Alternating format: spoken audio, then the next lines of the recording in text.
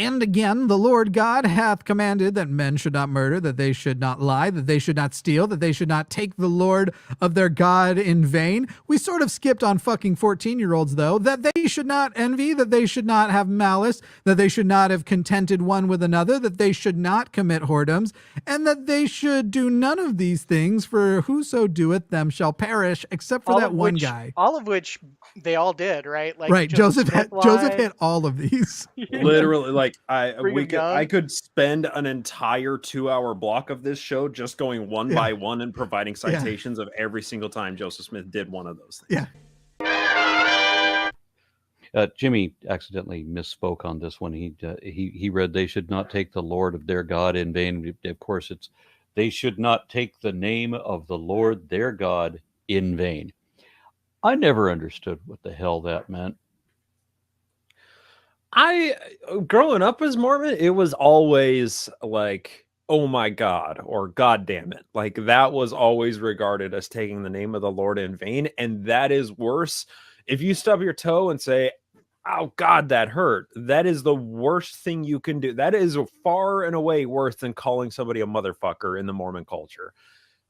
It's just the worst swear word is saying the GD. And I think this is kind of funny because the phrase, the exasperation, "Oh my God," wasn't something that the biblical, like, not taking the Lord God name in vain came from, right? That like somebody stubbing their toe and exasperating, "Oh God damn it," isn't something that happened in the same way that we do it in Abrahamic times or in the Mosaic times of the 5 books of Moses, where these commandments come from and where the commandments are in the Christian traditions today. What it was used for and what it's biblically referencing is people invoking the name of God in order to have self-serving ends. And that you are saying that God is commanding this, and that is something that selfishly, benefits you, then you are using the name of God in a vain way. That is vanity. That is a sin. So I think that's the interpretation that we should try and educate Mormons specifically on, and especially anybody who interacts with Mormons, is when somebody is talking about taking the Lord's name in vain, it means that they are commanding somebody to do something in the name of God without it actually being from God. I have to confess that this is one of the things that irritates me about myself. I mean, when I get frustrated, I say, "God damn it." I don't do it consciously. It's just like, in every episode of Archer, "God damn it." But, it that annoys me because that didn't make sense when I believed there was a God. Mm-hmm. So for like 3 or 4 decades, it doesn't make any sense for me just saying it after that. I'm confused as to why I haven't been able to condition myself to say something else. It's hard to beat that conditioning. I did finally get myself trained that when somebody sneezes, I don't say "bless you," I don't say "gesundheit," I say "be thou enchanted." Be thou enchanted. See, I usually go with gesundheit because it's just wishing somebody good health, and that's just kind to do. Well, I'm not trying to curse them. Literally means "be thou enchanted," so I just rephrase it that way. I'm sure the believers in your life love to hear you say that. Yeah, like they fucking sticking cotton up their nose so they don't sneeze around you, so they don't have to hear it. And they can't argue against it either. Right? Because that's what it is. I speak my enchantments, you speak yours. Yeah. So when you talk about taking the name of God in vain, the way that you describe it kind of describes what I'm seeing in a lot of sermons and a lot of what like especially the clergy will do. Not just when they're damning other people, but when they're telling us who God is and what God is and how he supports them and how he talks to them and how he's going to do what they want to do. I've seen a bunch of these evangelists on TV saying this kind of crap. Oh yeah. One of my favorites, I can't remember what the name of the dingbat was, but she said that God burst into her room threw the doors open in her room at noon and woke her up Okay. and started Ma'am, that's making a all strong these wind. and making all these loud pronouncements about what he's going to do, as if he's angry, and so she needs to go tell people what he told her he's going to do. Mm-hmm. I don't know. It just seems like her whole ministry is blasphemous. Well, I mean, within the context of taking the name of God in vain, in this regard anyway, the thing is if somebody believes or if somebody says that God told them something, there's no proving it, right? It is their assertion. They have to go many steps to prove that that assertion is accurate, and not least of which the most difficult of those steps is proving that God exists and communicates with people and communicated with that one person and said exactly what that person said. So like there are so many steps that can never be proven and can never be reconciled. So anytime somebody is saying that God said this, in essence, they are taking the name of God in vain, in the biblical sense of it. And there's But this another one goes, that always tells me, what always tells his audience, and then God told me to blah. Like you're having a two-way conversation, yeah, right? yeah, And yeah, God just talks to you and tells you these things. So, by the way, everything God says is either untestable or wrong. yeah. Right.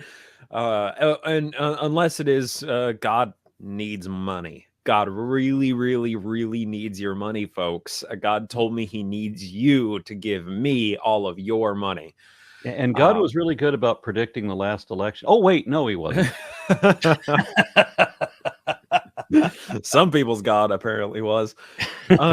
So I really want to hone in on this though, because in the Mormon culture, in the Mormon gospel tradition, there are the standard works that we discussed earlier. There's the Bible, the Book of Mormon, Doctrine and Covenants, Pearl of Great Price. The Doctrine and Covenants section is all of Joseph Smith's revelations that he gave. A few of them before the church started that had to do with the organization of the church, and then most of them during the Kirtland era of the church. And these are revelations that he gave, that he wrote, he dictated as, "Thus saith the Lord, I command you to do this." Most of the time, those were for the very finite and solvable problems that his followers wanted to know whether what Joseph was asking them to do was the will of God or it was just something for the church. And they would ask Joseph for a revelation. And then Joseph would come back a day later and he would say, "Here is the revelation. The Lord spoke with me last night." And it would say, "Thus saith the Lord, I command you, all of our Cowdrey, to go to New York and buy me printing plates so we can print our own fucking money." So what's really interesting about this is Joseph Smith basically commodified his revelations to incentivize people to go and perform acts for him. And usually these were administrative acts for the church, or they were land purchases, or they were monetarily somehow connected, or they were commanding people to go on missions to be the sales force for the church. So every one of these revelations, almost every one of them, we can hone in on who the revelation is given to, what the time frame is of the church that's going on, and we can see how the church benefited somehow monetarily from the person executing this revelation. And I cannot think of a greater example of somebody taking the Lord's name in vain than Joseph Smith writing down, "Thus saith the Lord, I command you, X person, to do this for me." And they would only do it because they sincerely believed that Joseph Smith was the mouthpiece of God. And that's how he began the tradition of the prophet speaks directly to God. Yeah. I think the Mormons are the only major religion, if we can consider them major. I mean, there might be some isolated cults that only exist in one locality, like one central hub or one church, even one congregation. I mean, but for the Mormons, being having worldwide distribution, a bunch of different multiple temples and all that sort of thing, I think they're the only ones that claim that the prophet speaks directly to God. And that's not addressing the people I was just talking about who randomly say And then they run their television ministries. I'm not including them because they're not running religions. Right. Yeah, they're just Right. whack jobs with their own faith healing scam. And what a sweet gig that is. Okay, What- you what don't a have any sweet talent. You don't understand anything. You've got no education. You understand fuck all. But you're really good at telling people to give you their money. Right. Lots and lots of their money. This is a situation where I compare like televangelists and like mega church pastors and stuff like that to the corporate church. And all I can do is just stand back in dumbfounded, awestruck wonder at how efficient and intelligent the Mormon church is. Because by and large, those televangelists, every single time they get up there, they're hawking their ministry. They're saying, you know, call right now and give us your pension money. Or, you know, they're constantly having to deal with the ask. They're constantly having to put the ask out there. However, the Mormon church has built so deeply into its culture the necessity of tithing. They have removed the human element from it. When a televangelist is asking you for tithe or asking you for donations, that is a human person appealing to another human person, asking them to give something of value to that other person. When it becomes a Mormon church, the leadership is insulated. They never have to ask for money. All they do is say tithing is a requirement. And that has basically a self-culling process that only the people who remain in the church are people who are going to be tithe-paying people who are giving money to the church. And the people who don't want to give money to the church, well, they are not going to have as good of an experience in the church. They are not going to have a temple recommend. They are not going to be called on for callings in the church. They are going to suffer social repercussions for the fact that they aren't giving money to the church.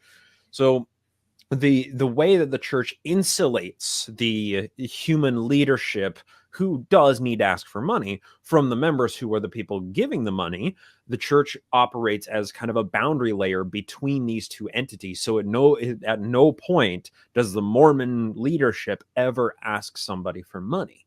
And because of the self-selection process that they have with the tithing structure of the church, it has forced the millions of adherents today into becoming a population of people who are freely giving 10% of every dollar they have to this corporation. And you extend out that trend for enough decades, and you have a community of people who are individually sometimes wealthy, then that decades and decades of people giving 10% of everything they have to the church eventually cascades into being an investment fund that has hundreds of billions of dollars under its control, and becoming the Mormon church becoming the wealthiest religion in the world. And what better way can we exemplify taking the name of the Lord in vain than the church that is claiming to be the mouthpiece of God? The one true restored gospel happens to be the wealthiest corporate entity almost in the entire world. It's fucking baffling to me. Indeed.